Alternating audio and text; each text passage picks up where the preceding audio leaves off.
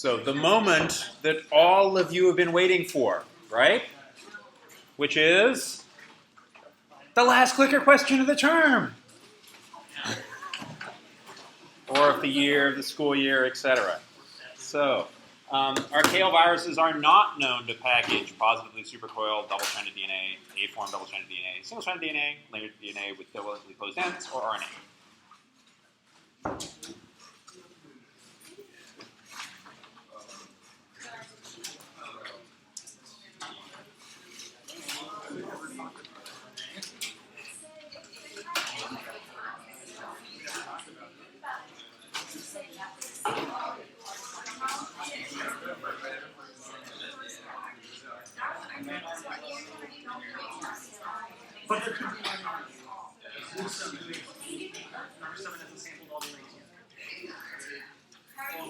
Don't have enough students.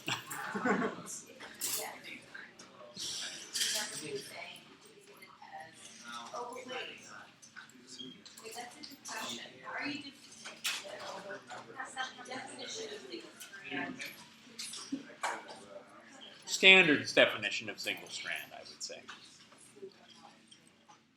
The way they talk about it in the textbook.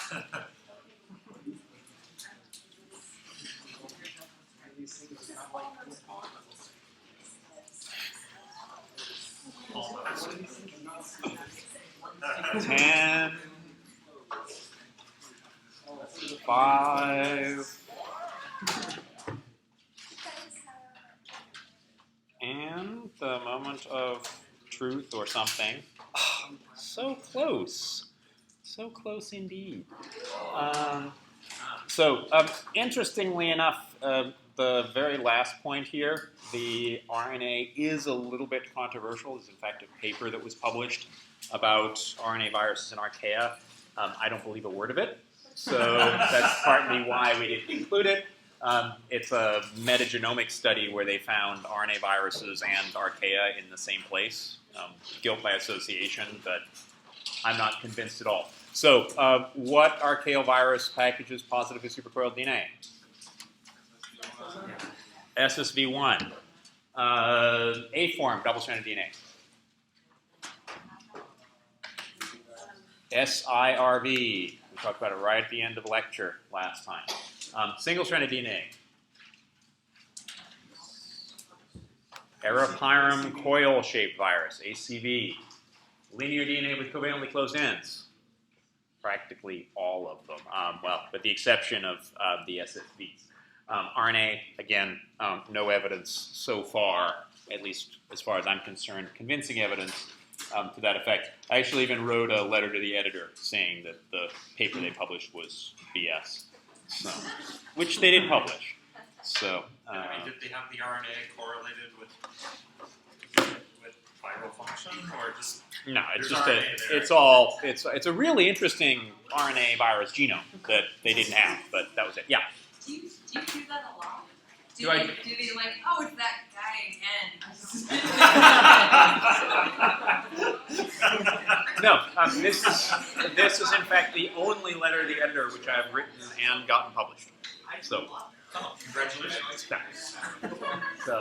Okay, so as usual with our final lecture of the term, this is all review. None of this stuff is new. They're all slides that we have looked at before. There may be some other things that I think that I did a bad job of explaining the first time around, and so that's why I wanted to go back and revisit some of these. This is the genome of Polyomaviruses, SV40. So a couple of important things about this is, of course, the divergent promoters that we have up here, early and late promoters, this intergenic region, which is regulatory, a lot like lambda. The thing that people got a little confused about was this whole overlapping terminators down here at the bottom. And we'll get back and talk a little bit more about this a little bit later on. Lots of splicing that happens here. They're relatively short splices that happen, and very often they're splices that are happening in coding regions. For all of the T antigens, for instance, they've all got the same N-terminus in terms of their protein sequences, but very divergent C-termini, again, relative to this kind of splicing.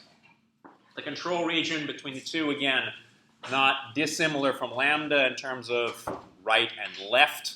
promoters. Here we've just got our early and our late promoters.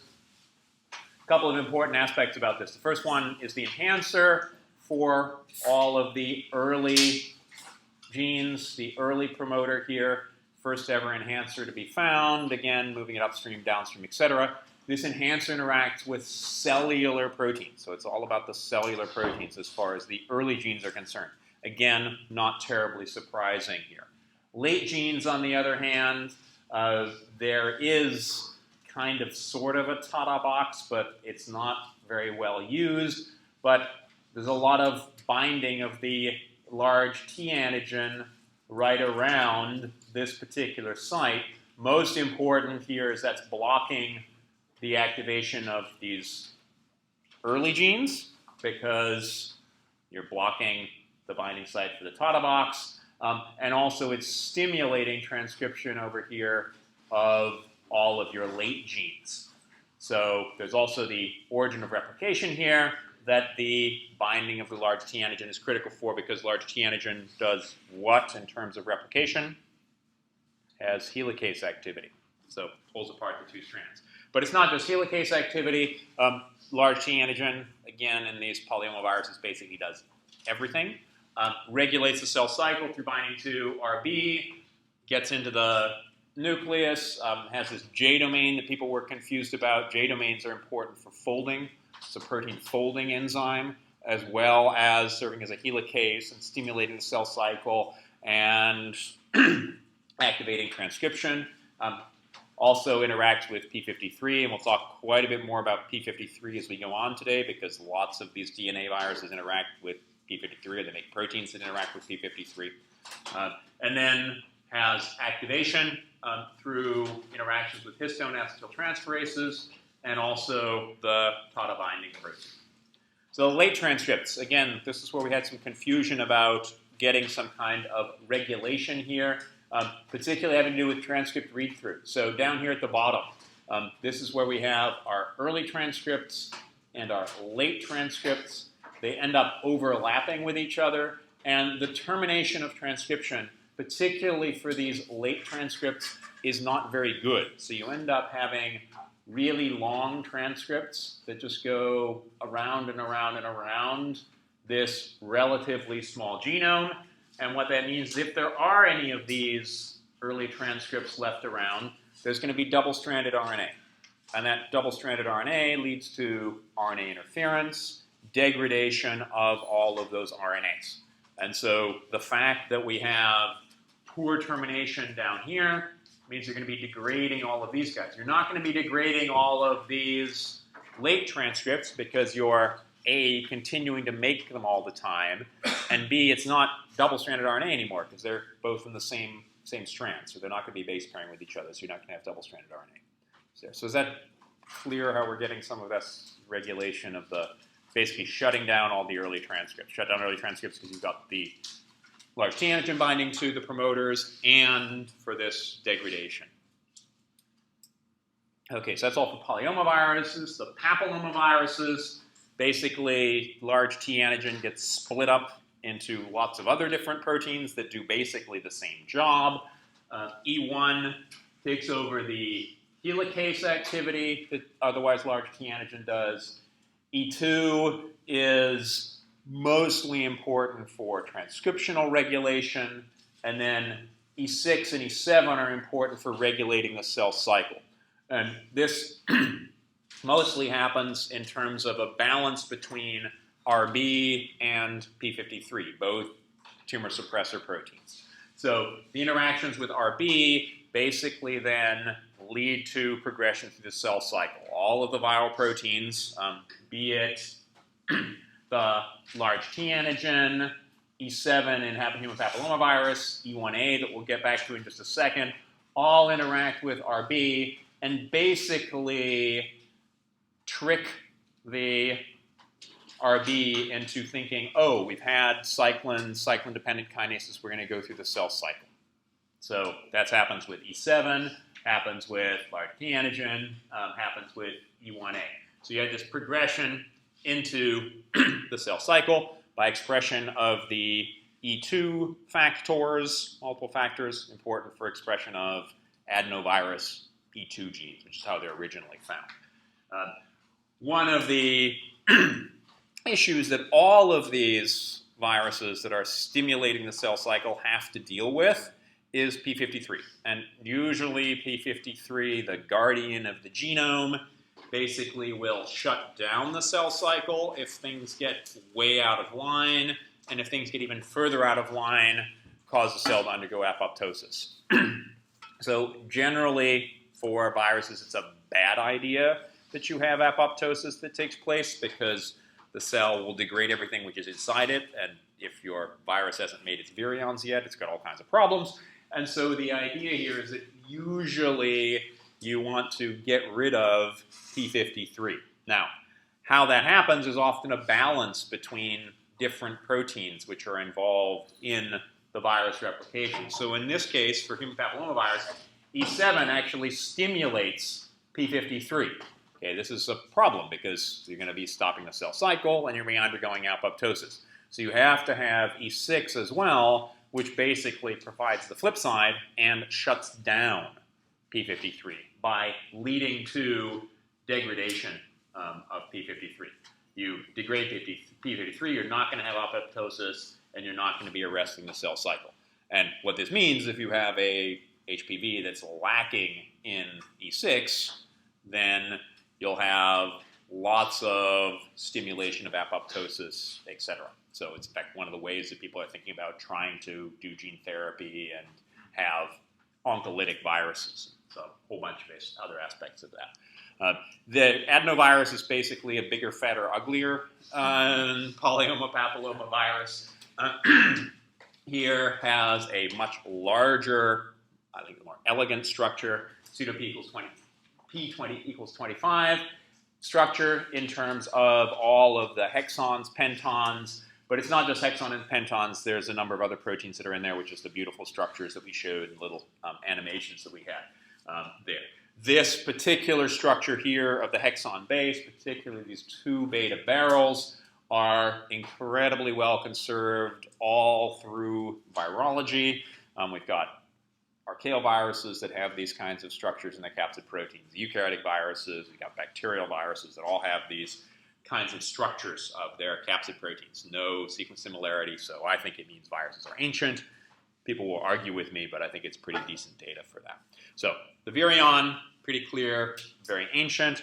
How the genome is actually regulated is really fascinating and kind of convoluted, but I did want to go over a couple of things as far as this is concerned. First one is looking at the early genes, E1A and E1B, and we'll talk about E1A and E1B in just a second. We already talked about E1A. E1A is really important for interacting with RBs, stimulating the cell cycle. E1B is important for interactions with P53. So we'll look at that in a little bit more detail a little bit later on. The other early genes, which I think I didn't do a very good job of mentioning before, particularly some of these classic early genes, the E2 genes, which we need the E2 factors that RB is otherwise suppressing, include things like the terminal protein, which is what you need for DNA replication, the DNA polymerase that you need for replication, etc. DNA binding proteins, which we'll talk about in just a second as well. So these are the really classic kinds of early proteins that you would expect. First, regulation of what's happening with the cell and the cell cycle. Second, replication of your virus genome. There are a couple of RNAs which are being made in here as well, but the main critical aspect of making those virions, again, very complicated, lots of different genes that are involved in them, all come from one promoter, the major late promoter, and two different things that are happening there. And I guess this is a little confusing to people. Yes, splicing was originally discovered in adenovirus and looking at the adenovirus major late promoter, major late transcript.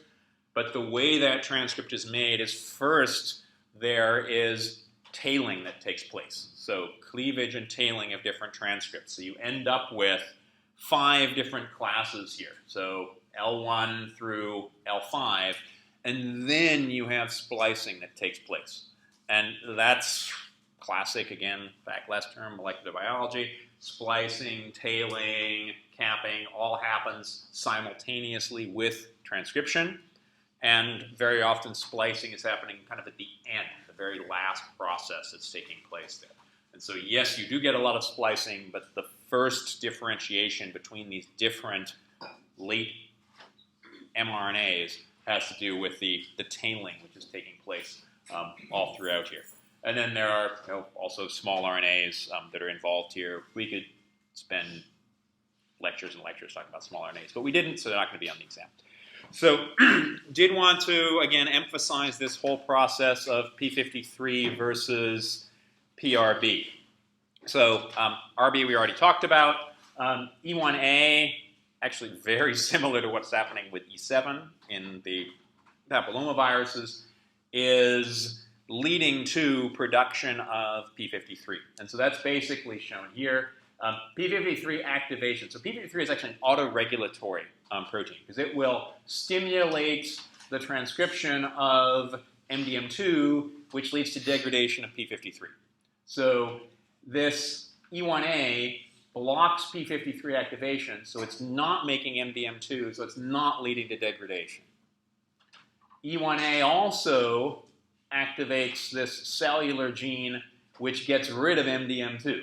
So E1A cranks up the level of P53. So you've cranked up the level of P53, what's going to happen? You're going to stop the cell cycle and go into apoptosis. So this is clearly a problem. What does adenovirus do to deal with this? It makes E1B, which blocks apoptosis for all of these things. And so very often, again, you've got these two different proteins that are kind of pulling in different directions, and P53 is the really central part of that. I think questions about this. It's kind of a funky way to regulate things, but that's how it happens. Yeah, one step back and two steps forward kind of thing. But it does seem to be, which is actually really convenient because, again, this is also how people are trying to design oncolytic viruses, is you get rid of E1B. Get rid of E1B, then you're stimulating a ton of P53, which will lead to apoptosis in those cells. So that's part of the idea. One other thing that I think I didn't do a very nice job of discussing was the replication of these adenovirus genomes. Adenovirus genomes are relatively unique. Again, we've talked about some of the other viruses that have proteins that are covalently bound to the 5' end of each of these genomes. Here's that terminal protein, again, one of those E2 proteins that are being made, early proteins, will, again, it's bound to the genome that you get. Then you have a viral DNA polymerase that interacts with a viral terminal protein, and basically all it does is extend from one end of the genome down to the other. But the important thing here that I forgot to mention is this single-stranded DNA binding protein, DBP, which is one of the other early genes that's being made from the E2 promoters, which are stimulated by the E2 factors. This single-stranded DNA binding protein binds really, really well to single-stranded DNA, and so well, in fact, that it serves as a helicase in terms of pulling the two strands apart. As soon as you want to generate a little bit of single-stranded DNA up here, that single-stranded DNA binding protein is going to bind to this strand and basically pull this strand off. And what that does is it gives you this extra piece of single-stranded DNA, which, because we've got inverted terminal repeats at either end of the genome, can now base pair, provide the frying pan whereby you can put your DNA polymerase together with the terminal protein and extend and copy this. So you're going to be copying both double strands and this single strand, which was generated from that first round of replication. And so instead of going from one copy of the genome to 2 copies to 3 copies to 4 copies, which is what would happen if you didn't have these kinds of structures, you can now replicate both strands and go from 1 to 2 to 4 to 8 to 16. Make sense? Still too early in the morning. There's too much sunshine outside. Okay, so now let's talk about the stuff that I didn't talk about, but George did, and probably did a better job than I would have done. Talking about these single-stranded DNA viruses of eukaryotes. And basically two kinds, the ones that have closed covalent ends, the really exciting ones like the RDHVs that we work with, and also these boring, dull ones that actually have open ends. No. But there are a couple of things that he mentioned that I really wanted to emphasize, and this is not just for these single-stranded DNA viruses, but a very general kind of process. And so I wanted to go over this in much more detail here. And that's to do with susceptible and permissive cells. So any cell which has a viral extracellular receptor is susceptible to virus infection. So the virus can bind to, the virion can bind to the outside of the cell, get inside the cell, release its genome inside the cell. However, in order to actually get replication of the virus now, not just the virion, the viral genome making the virion, etc., the cell has to have all the correct machinery to be able to do that. And particularly if you're a really tiny virus like these Parvoviruses or Circoviruses, it needs a lot of cellular machinery and a lot of very specific cellular machinery. And so those cells that have the appropriate machinery on the inside are permissive. But cells don't necessarily have to be both of these. You could have a permissive cell, which could replicate the virus perfectly happily, but not be expressing a receptor on the outside. And all you need to do is somehow get the genome to the inside of this, which we do in the lab. We do electroporation. A lot of people in the recombinant DNA lab have done that. And so you can actually take cells that are not susceptible and get them to produce virus or produce virions. But so what that means is to actually have a productive infection, a normal, regular infection, you have to be both susceptible, i.e. have that receptor on the outside, and permissive, have all the machinery inside the cell in order to be able to replicate the genome and then eventually make virions. So this is what determines your host range. Your host range is going to have to be both susceptible and permissive cells. It turns out this is incredibly useful for discovering virus receptors, etc., which we did talk about way back when, but that was like the second week of class. We've forgotten all that by now. So that's, again, this is a very general kind of thing. On the other hand, these parvoviruses have really interesting genomes. They're tiny, really, really small genomes, but they still have to have the standard sets of proteins. We need structural proteins making virions, and we need non-structural proteins to modify the cell and to make more of your own virus genome. So non-structural proteins, NS1, NS2, and VP1 and VP2. Again, structural versus non-structural proteins. The way that these get made is through splicing, and lots of different splicing.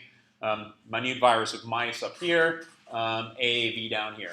The actual names of these proteins, I forget them all the time, so I'm not going to expect you to know all of them as well. On the other hand, I would expect you to know how these things are replicating. So these are the structures that you have in parvovirus genomes up here at the top. They are really, mostly single-stranded, but most important is that the single strand also has another secondary structure. In fact, at both ends, both the 3' end of the genome and the 5' end of the genome. So here, this is what's packaged. It's this sort of hairpin structure or old-style pin structure with these hairpin loops at either end with a free 3' OH. And this, of course, is critical. You have a free 3' OH next to a template.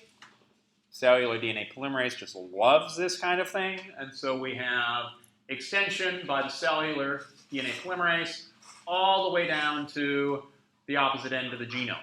And in that process, we'll make a copy of these sequences, which are here. These sequences are inverted repeat structures. Should sound very familiar. And because these are inverted repeat structures, and particularly these hairpin structures, what this means is that this particular sequence right here can base pair with itself. And this is most important after you get the second strand, which is made. And how do you get the second strand? This is where you finally have the activity of those virus non-structural proteins. What they do is they will make a nick in the DNA strand. What's a nick? Nick is just cutting the phosphodiester backbone. When you cut the phosphodiester backbone, you have an OH and a phosphate.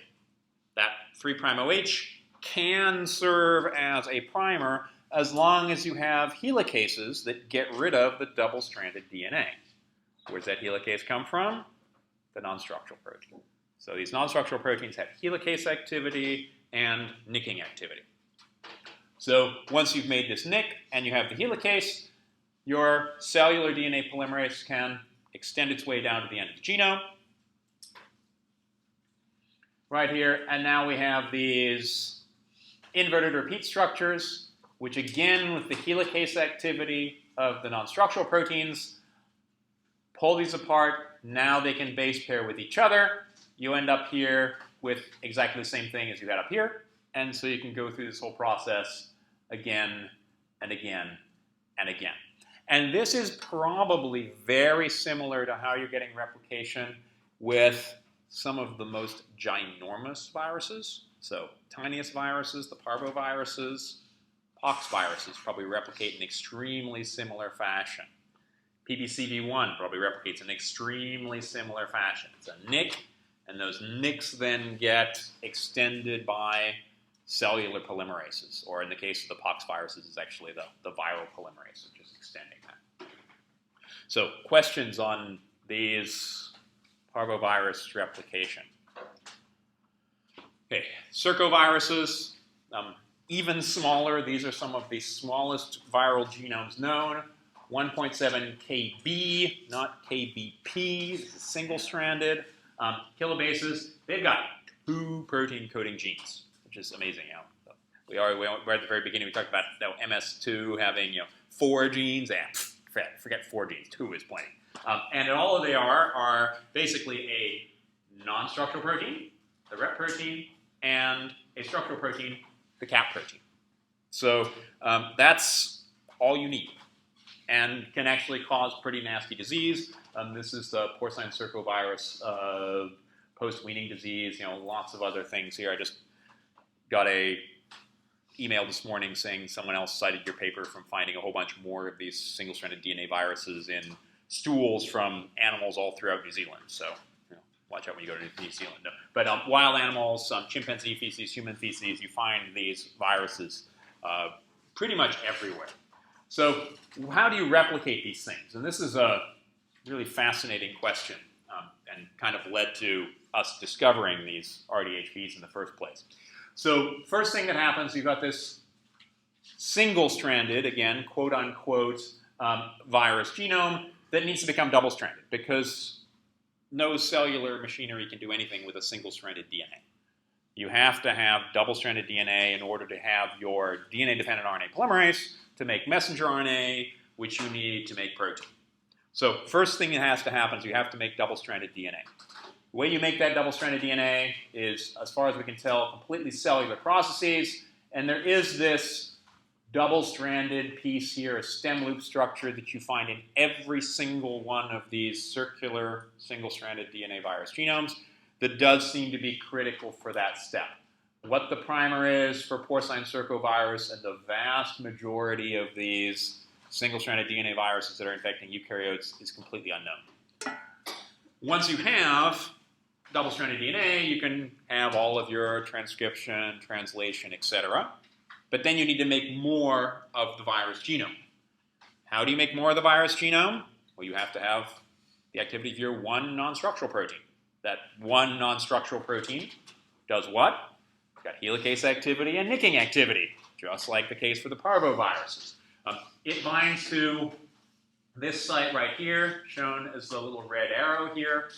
And what these endonuclease / helicases do is they will cut one of these strands, but instead of letting the strand sort of float off in the cytoplasm, what happens is the 5' end gets attached to an OH on a tyrosine, which is in these replication initiation proteins. And so that's bound there. The 3' OH, which has been released here, now can serve as a template for the cellular polymerase, which is making this blue DNA. The blue DNA goes all the way around the genome, but this displaced strand is all still attached here, the 5' end, to your rep protein, gets to the end. This structure here leads to the rep protein reversing its activity, taking the 5' end that's attached to the tyrosine, hooking it back up to the OH on your DNA that's been replicated. Now you have a nice single strand that can be packaged with the capsid protein, which is that other protein which is there, and then you go around again and again and again and make this process. And so this leads us to my second favorite virus. I would love to have a nice 3D image like this. Unfortunately, all we have right now is the genome, so we don't actually know what it looks like. As soon as we do, of course, we'll be making 3D models. But here, very, very similar to those porcine circoviruses, with a couple of extra open reading frames right here. But clearly has this stem loop structure again here. This is your double-stranded piece of DNA. Rep-like protein, again, that's got helicase activity and nicking activity. But the really bizarre thing is this capsid protein gene that looks like a single-stranded RNA virus. Completely bizarre, and I don't know if George told this story, but when an ex-graduate student, Jeff Deemer, discovered this first, came into the lab, or actually came into my office and said, "Ken, I don't get this," and said, "Go back and do it again, and do it again, and do it again, and do it again, and do it again." And eventually I was convinced that this is what was going on here. Very bizarre. Somehow, I think what happened, and I think he probably showed the title of the paper, which is my favorite title ever. Yet anyway, we'll see if it comes out. Better ones. Grand Theft RNA. So how could you get away with that? I know the editor of the journal. That's again getting back to your question. That's the first time you've done this kind of thing. Yes. Well, this particular title. But what we think happened here is that somehow the single-stranded DNA virus that had a regular capsid protein gene in it and a rep protein somehow stole a capsid protein gene from an RNA virus that was infecting that same cell at the same time. Then you have reverse transcription that takes place. The reverse transcription is almost definitely cellular. A couple people asked me about this after lecture last time. The reverse transcriptase is probably a cellular reverse transcriptase. All eukaryotic cells that we know of have a bunch of retrotransposons in their genomes, where they also have reverse transcriptases encoded in their genomes. So all eukaryotic cells have a little bit of reverse transcriptase activity, and that's probably enough to do this. This is a bit of hand-waving, I have to admit. That's what this whole paper's about, hand-waving. But then we've incorporated now, we basically just made a DNA copy of this RNA. And then, because smaller is better, you have gene deletion, and one of these two capsid proteins is gone, and you end up with an RDHV. Okay, Stedman's crazy, doesn't have any idea about this. Well, it turns out that there are a ton of these things. And this is literally as of May 2016. We've got over 400 different genomes that have this kind of structure, where they've got a capsid protein gene that looks like an RNA virus and a replication initiation protein that, curious enough, looks like a whole bunch of different single-stranded DNA virus replication or initiation proteins. So we're looking into this, and stay tuned as far as figuring out what's actually going on here. I don't have my Nobel Prize yet, but I'm still waiting for the call from Stockholm. So that's the small. Questions on the small DNA viruses? While we were trying to get this published, I was actually teaching virology at the same time, so we had the updates and how they liked our paper. They didn't like our paper. Did get rejected the first time, as with all great stuff. Not appreciated at the beginning. So this is the genome of herpes simplex virus. A couple of things that I wanted to emphasize here. First is that we've got these repeated sequences right here in the large segment of the genome and the small segment of the genome. And in those repeated sequences is where you have these very important early or immediate early proteins, also known as the alpha proteins, in terms of herpes virus replication. So alpha 4, alpha 0, and then also the latency transcripts, which are present here in the genome. What do these virions look like? Some of the more complicated ones that we've talked about so far. Nucleocapsid, nice nucleocapsid, double-stranded DNA packaged on the inside, but an envelope around that nucleocapsid, and in between this region called the tegument. And the tegument actually has a number of viral proteins that are associated with it. What's the most important of those as far as we're concerned? VP16, exactly, which is a transcriptional regulatory protein, which then leads to expression of, surprise, surprise, all of the virus early genes. So how these virions get inside the cell, basically at the membrane, they're fusing a lot like a lot of the envelope viruses that we've already talked about, but then you have this capsid structure, and that then gets translocated to the nucleus, and at the nucleus, the genome is released in a manner very similar to the bacteriophage. So you've got sort of a combination of your enveloped virus fusing at the membrane. Different herpes viruses actually are going to fuse at the plasma membrane. Others are going to fuse at endosomal membranes. Anybody here TWIV this week? You're going to listen to This Week in Virology. Check out this one. Forrest Rower is one of the people there. And talked about herpes viruses. Herpes viruses seem to infect pretty much all animals that people have looked at, even as basic as corals. So if you look at coral viruses, viruses that infect corals or probably infect corals, herpes viruses are there. So you find herpes viruses in beluga whales as well. So basically everywhere. So these are very, very successful viruses in terms of animals that they're infecting there. So get fusion here at the plasma membrane or or the endosomes, and then final release of your genome at the actual nucleus. In that genome, you have early or immediate early genes, and late genes.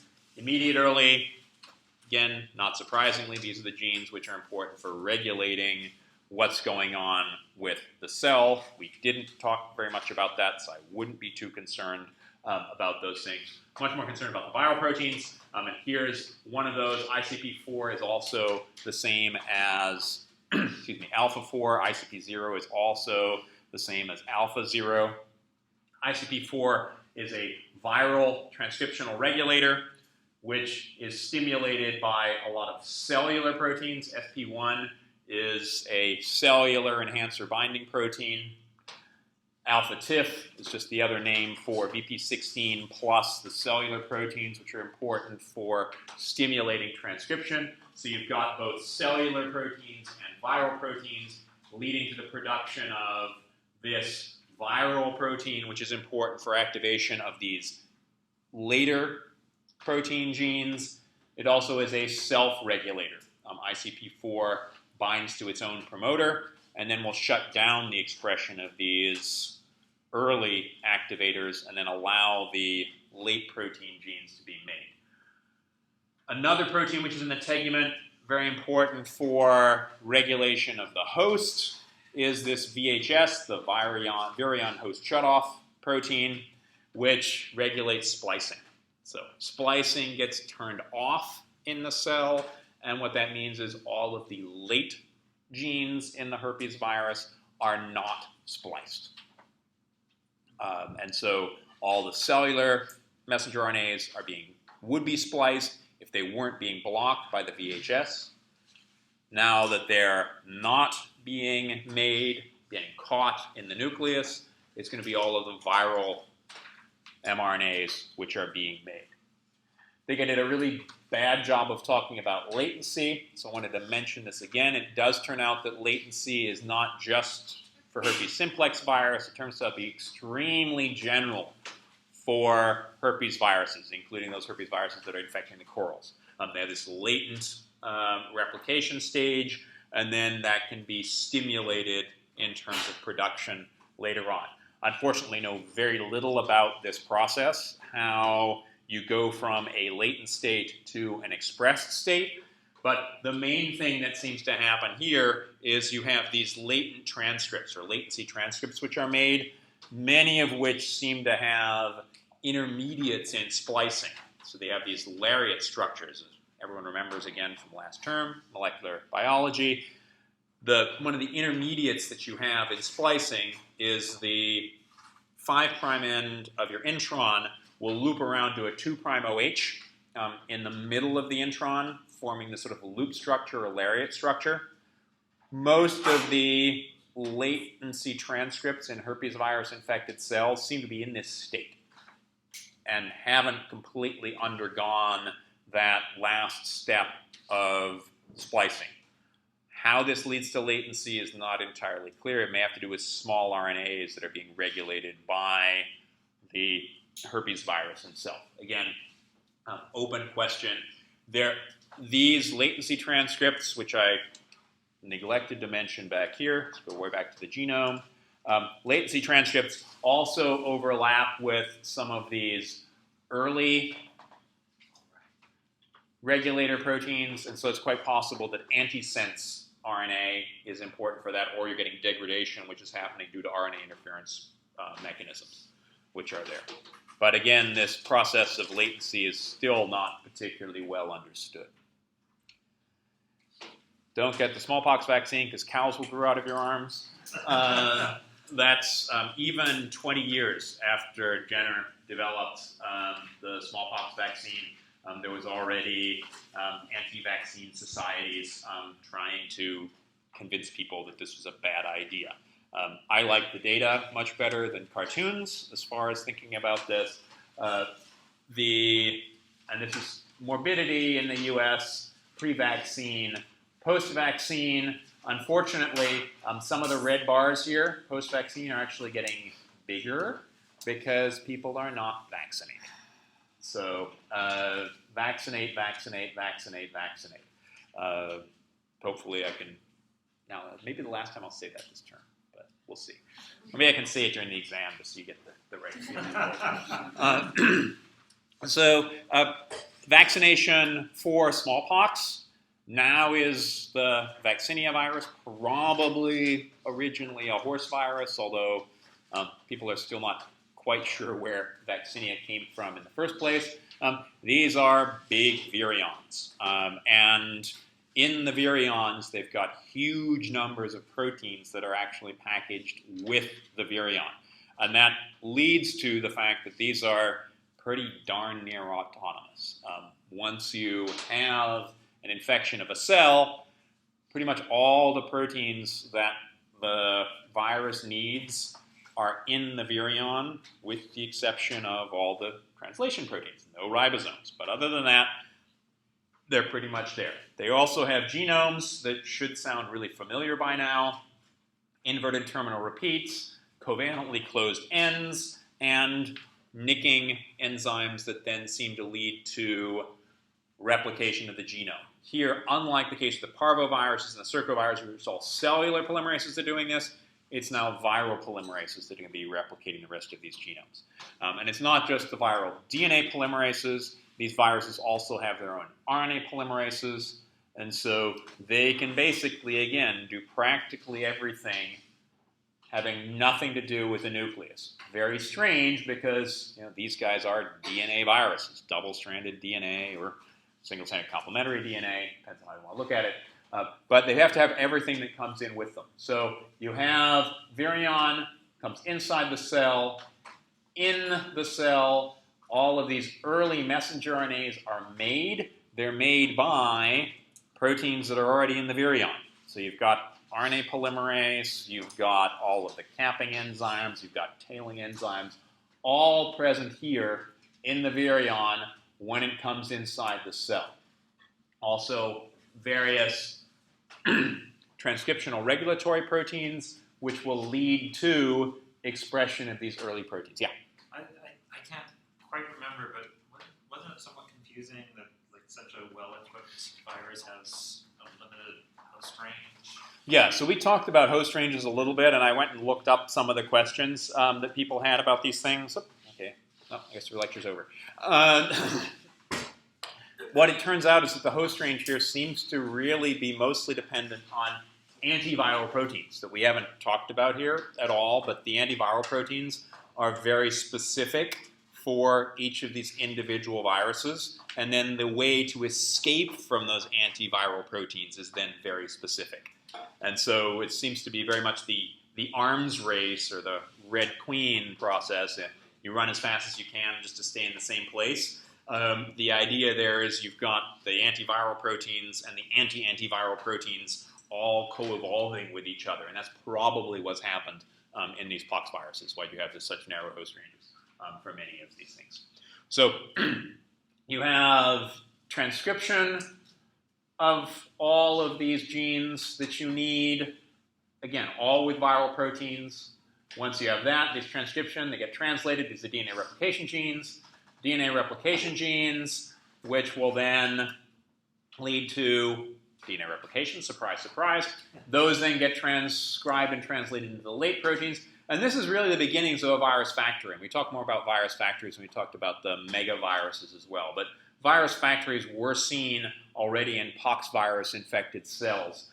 And then you have this formation of either double membrane structures or single membrane structures. The single membrane structures seem to be the nice, stable virions, which is why people in the Middle Ages used to put poxvirus infected people in their trebuchets and shoot them over the walls.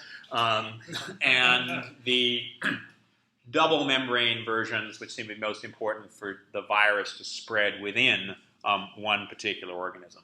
And just as a quick reminder here, these are the enzymes which are in the virion, just a short list of them. RNA polymerases, regulatory proteins, capping proteins, terminating proteins, etc. So basically, vast numbers of proteins that are present in the virion just because of its replication cycle. Because everything has to be happening in the cytoplasm, you're not going to the nucleus, you have to have all of these enzymes to do what you need to do to get to your messenger RNA in order to move forward. Again, virus factories shown in poxviruses first, but then later on shown for a lot of these megaviruses as well. So questions on pox before we take a step to the other side and talk about our retroviruses. This is, a couple people asked me about retroviruses versus HIV. Basically, HIV is a derived retrovirus, so everything I say about retrovirus is going to be the case for HIV with a couple of extra twists in terms of HIV as far as that's concerned. All of these retroviruses, in fact, very similarly to the herpes viruses, have nucleocapsids on the inside, envelopes on the outside. The genome, which is packaged on the inside here, there are two identical, more or less. There'll be individual mutations because the reverse transcriptase doesn't do a great job. But more or less identical copies of the genome, which are base paired to each other at one end, and that base pairing has to happen, of course, 5' to 3', 3' to 5', and so they're not going to be completely aligned with each other. But these ends are very close to where you also have the ribosome binding, the primer binding site, which is where we have tRNA, which is bound.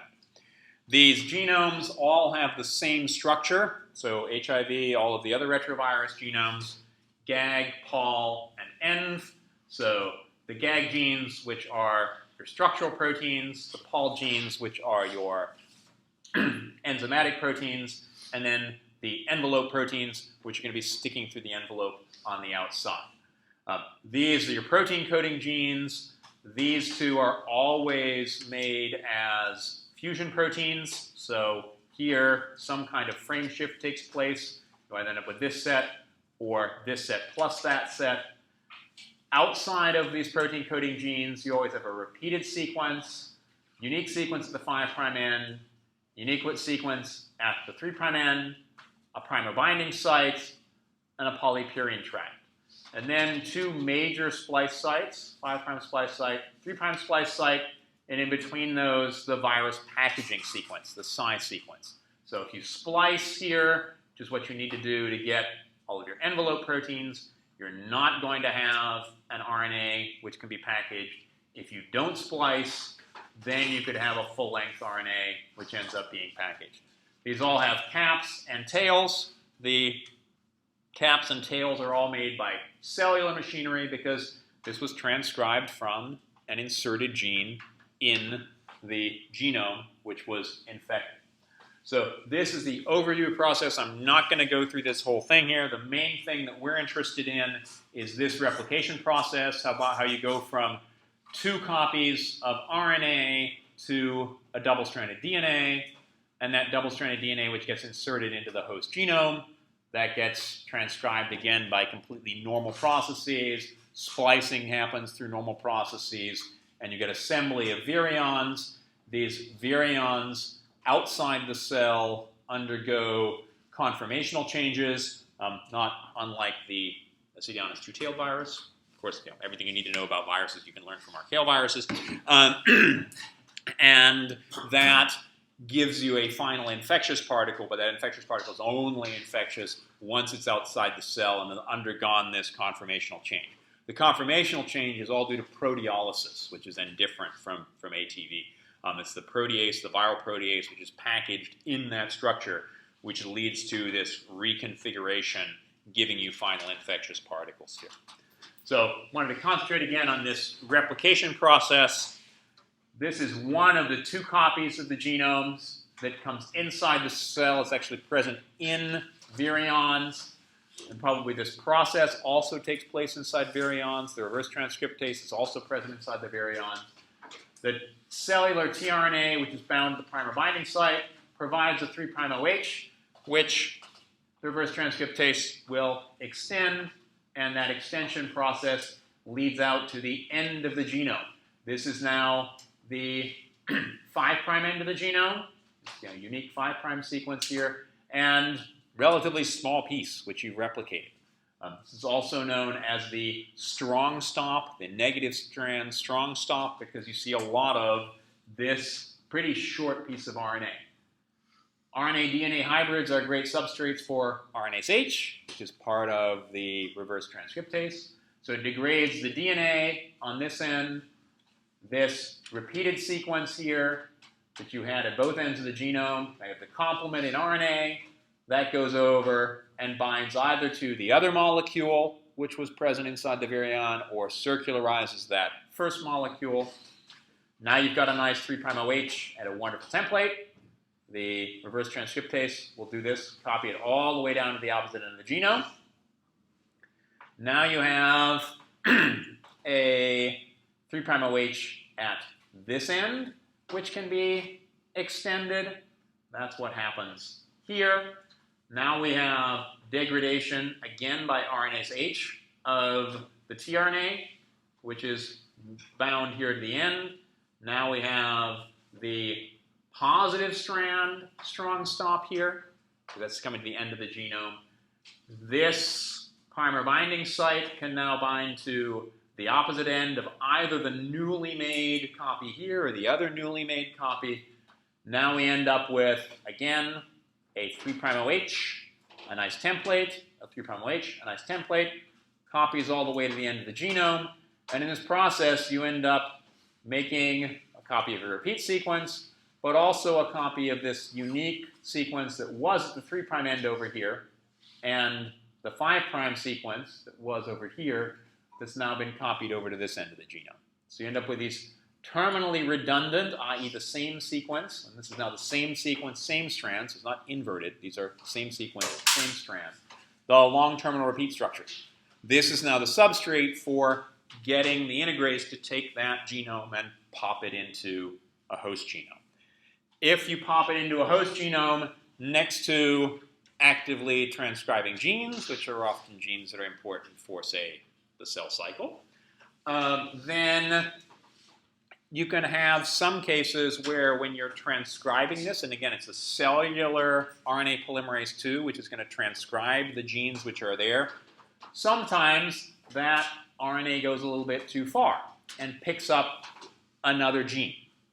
Once it's picked up this extra RNA, that RNA can then be packaged in the virion, and in many cases, this now leads to infection of a cell, overproduction of particular gene products, and in some cases, in fact the very first cases, found oncogenes. So these are overexpressed genes which lead to cancerous growth, and the very first of those is in fact the Rouse sarcoma gene, SARC, which was the very first oncogene to actually ever be found. So that's tweaked the regular retroviruses. We've got the transforming retroviruses. Then HIV, again, extremely similar in terms of its genome to the standard retrovirus. We've got GAG, we've got POL, we've got END, and then we've got some of these extra proteins, VIF, VPR, and NEF we didn't talk about, so you don't need to know anything about them unless you go into HIV research. That's really critical. But TAT and REV, we did talk about. These are alternative splicing products that happen. They lead to production of TAT, which is a transcriptional regulator, but it's a transcriptional regulator that functions very much like an anti-terminator, like lambda, and leads to transcription of your whole provirus genome. This is now integrated into the host.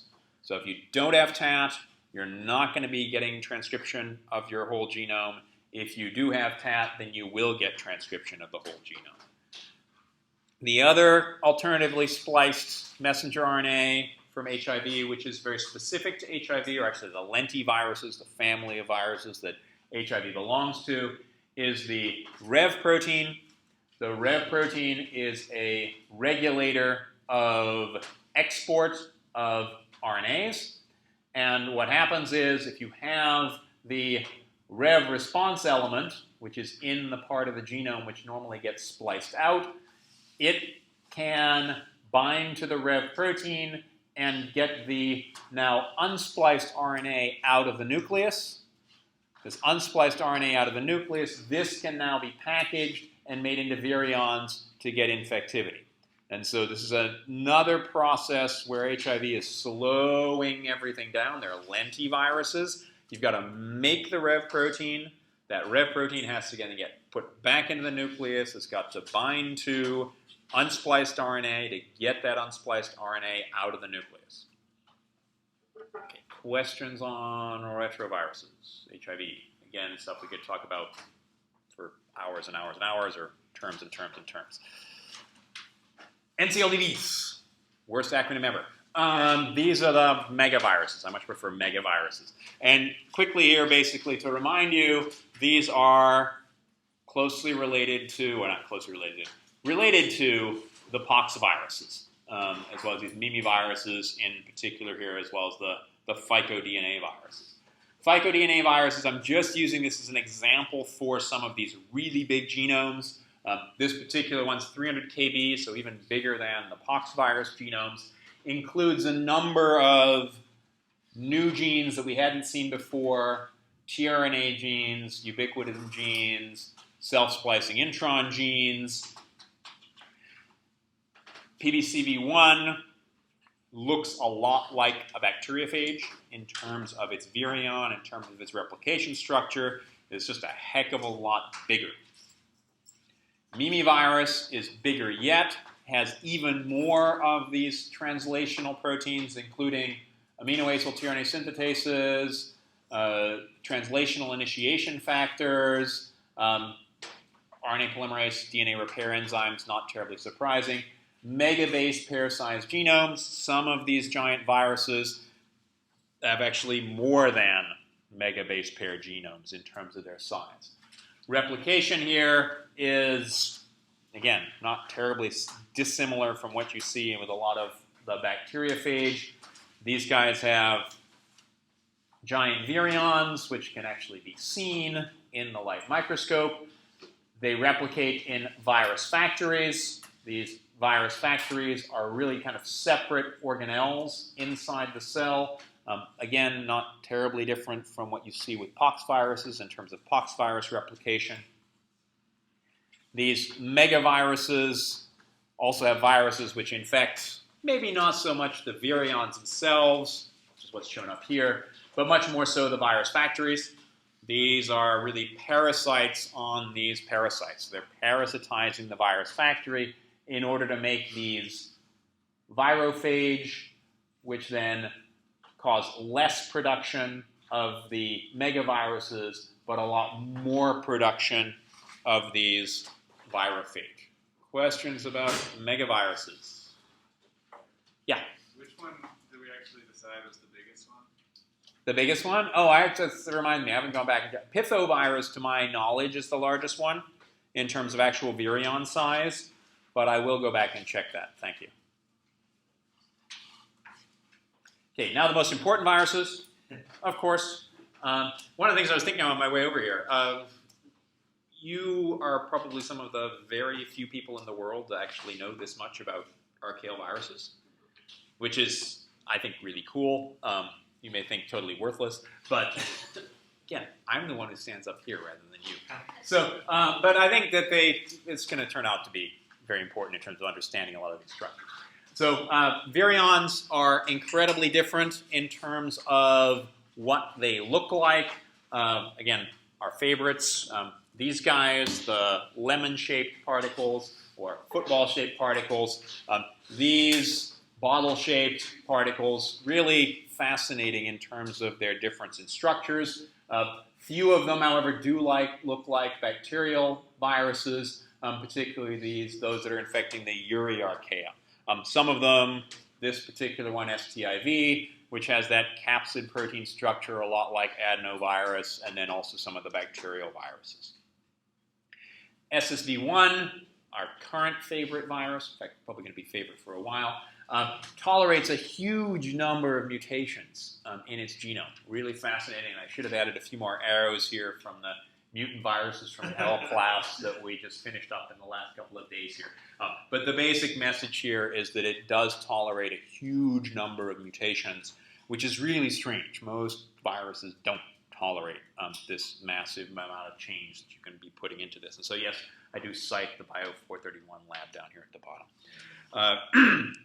The genomes of these viruses, the fun part that we get to do in my lab is run around the world and collect samples from hot springs and call it work.